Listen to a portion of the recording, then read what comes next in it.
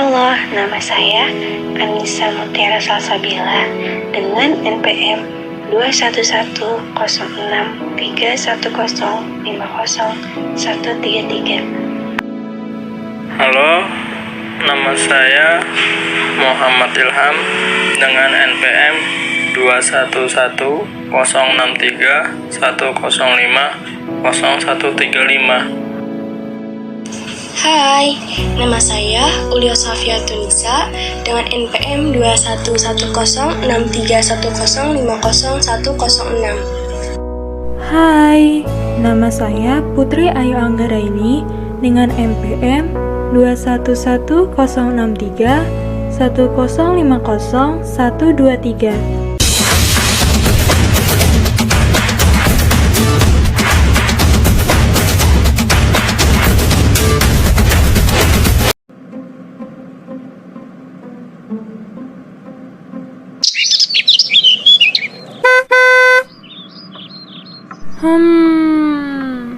Sepertinya Ana nih yang datang. Baik banget deh kamu udah mau jemput aku ke rumah. Kayaknya kalau kamu gak jemput bisa kesiangan nih. Makasih ya. Iya, sama-sama Din. Sekarang udah jam berapa nih? Takut telat loh. Yuk kita berangkat. Ayo kita berangkat.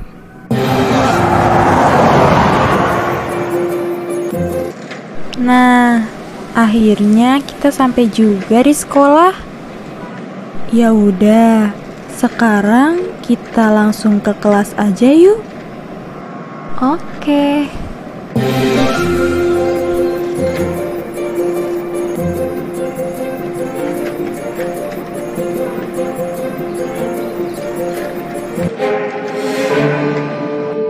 Baiklah anak-anak, hari ini kita akan mendiskusikan materi mengenai sejarah angka 0 yang disampaikan minggu lalu.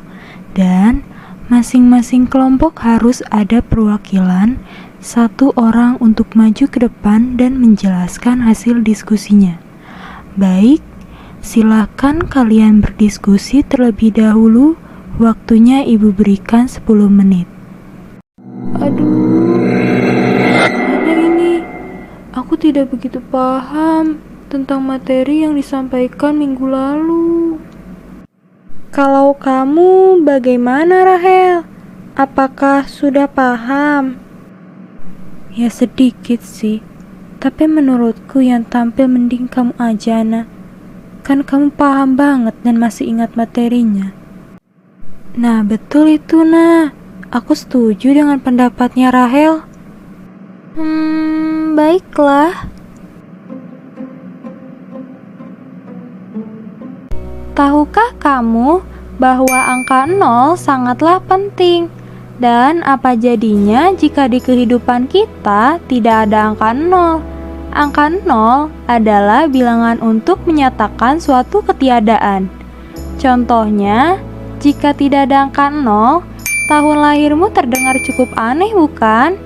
Ketika kamu lahir pada tahun 2013 dan jika tidak ada angka 0, maka menjadi 213.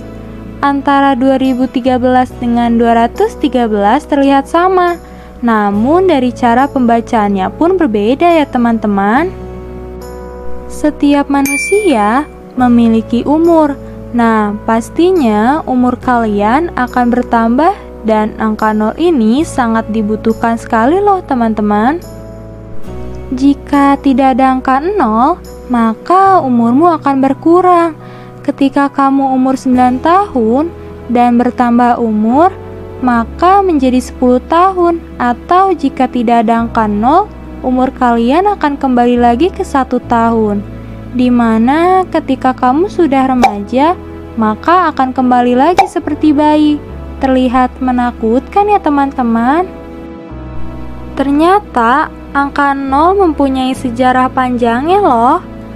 Angka 0 secara historis ditemukan pertama kali oleh saintis muslim, yaitu Muhammad bin Ahmad.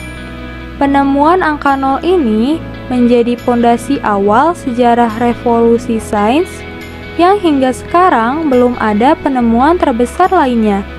Bahkan karena angka 0, lahirlah revolusi roda sebagai bentuk angka 0 tadi. Awal pemikiran Muhammad bin Ahmad muncul salah satunya karena rumitnya menulis angka dengan nominal yang sangat besar. Salah satunya adalah angka Romawi. Angka-angka Romawi jika dengan jumlah bilangan puluhan, ratusan, hingga ribuan dalam angka Romawi masih bisa dituliskan dan dihafal bentuknya. Misalnya, X yang artinya 10, X 2 kali yang artinya 20, C yang artinya 100, dan M yang artinya 1000. Namun, bila jumlah bilangan jutaan, miliaran, atau triliunan tentu sangat sulit dalam angka Romawi ini. Karena itu, penemuan angka 0 ini memiliki arti penting dalam perhitungan dan penulisan bilangan. Dari pemikiran Muhammad bin Ahmad tersebut, kemudian dikembangkan oleh Muhammad bin Musa al-Khawarizmi, seorang tokoh penemu perhitungan aljabar yang menjadi dasar ilmu pasti yang dilahirkan di Irak pada tahun 780 Masehi. Dia juga berjasa dalam ilmu ukur sudut melalui fungsi sinus dan tangen, persamaan linear dan kuadrat, serta kalkulus integral. Selain ahli matematika, ia juga ahli dalam geografi, sejarah, dan musik. Karya-karyanya di bidang matematika terdapat dalam Kitabul Jama' wa Tafriq dan Hisab al-Jabar wal Muqabalah.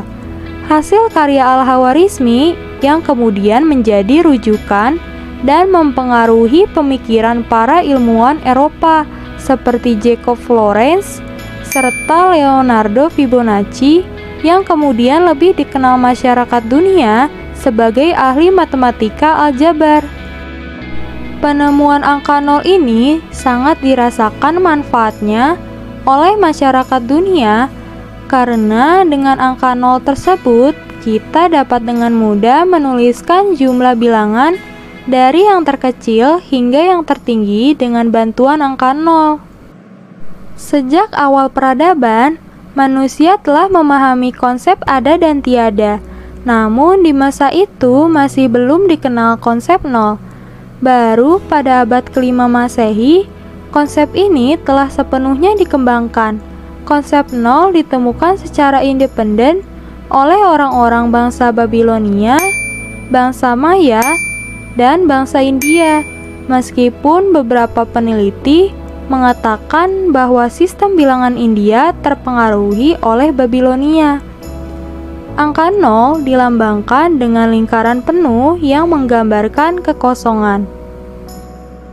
Angka 0 sudah dikenal dan digunakan oleh bangsa Babilonia yang tinggal di lembah Mesopotamia sekitar 300 sebelum Masehi.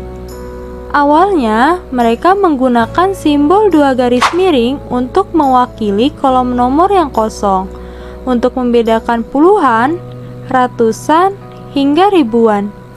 Contohnya, untuk membedakan bilangan 1050 dengan 15, maka akan dituliskan seperti ini. Sehingga nilai 15 dengan 1050 terlihat perbedaannya. Meski telah mengenal dan menggunakan angka 0, sayangnya mereka masih belum mempelajari sifat-sifatnya.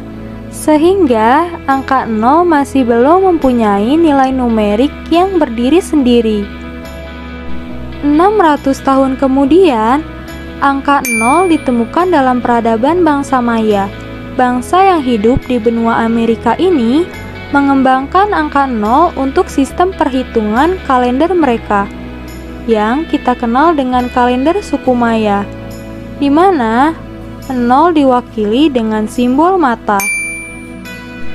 Menariknya, meski mereka juga terkenal sangat pandai dalam bidang matematika, mereka tidak menggunakan angka 0 untuk menghitung persamaan. Mungkin memang angka 0 ini belum dianggap sesuatu yang penting ya. Konsep nol baru muncul dan berkembang di India sekitar tahun 458 Masehi. Uniknya, konsep nol ini muncul pertama kali dalam bentuk pengucapan pada persamaan matematika, puisi, atau nyanyian.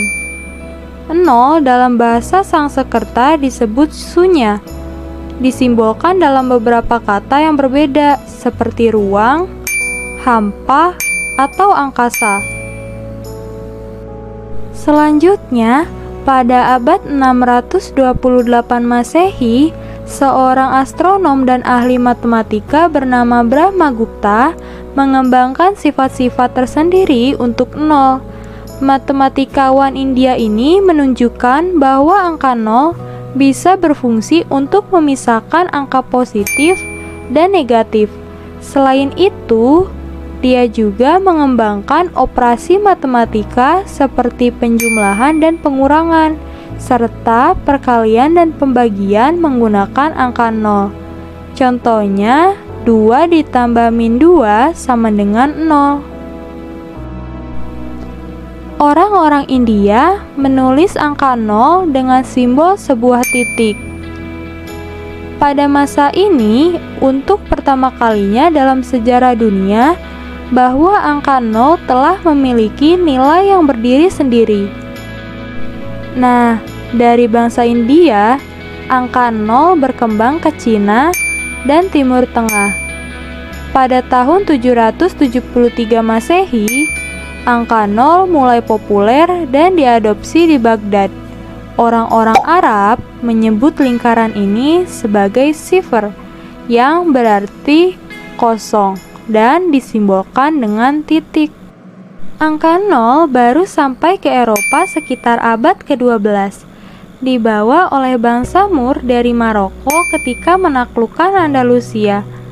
Namun, di kalangan orang-orang Eropa terjadi pertentangan. Sebagian beranggapan bahwa 0 atau sifr adalah kode yang membahayakan negara.